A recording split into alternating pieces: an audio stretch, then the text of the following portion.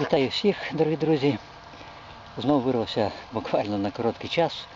Як завжди, знаєте, день малий. Ти вже зараз проходив буквально хвилин 10. Знову юнел торнадо. І ось тут сигнал був. І що нам попало? Попався медальйончик. Ось тут. Ось. Божа матір, а з другої сторони нема нічого. Односторонній. Ось такий медальйончик. Копаємо далі. Так, попала якась, напевно, буратинка. Вбита, стерта, ну, як я кажу, без них пошук не буває. Слабенький був сигнал. Пішли трошки пововтузитись. І ось монетка. 20 копійок 1936 року. Трошки зачепив. Він ніяк не міг глибини дійти. Ну, непогано. Копаємо далі.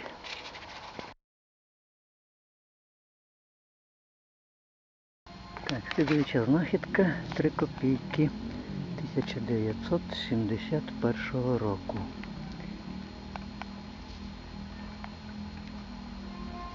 Ось така монетка.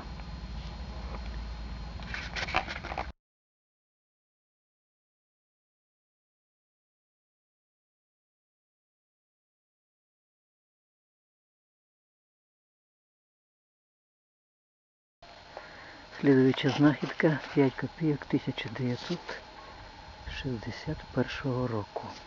Ось прийшлось трошки покупати. Ось монета.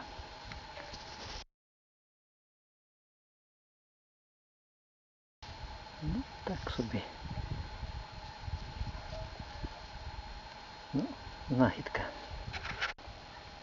Шукаю я знову по старих місцях, де ходив з трекером, де ходив з катушкою штатною. Сьогодні ходжу в Нел Торнадо. Ну от. Ходив штаткою, тепер в Нел Торнадо. Так, ота копійка 1983 року попала. Тут я вже ходив, як я вже сказав, багато разів. Було багато монет різних років. Навіть знайшов одного китайського кеша 1768 року, там в тій стороні. Потім канадський, німецький, євро, там ці євроценти також хтось погубив, познаходив. Найбільше, звичайно, було радянських. Ну, що скажу, що з Нел Торнадо стало копати все-таки веселіше. Так, а тут зверніть увагу, що попалось. Дві гільзи з'єднані між собою.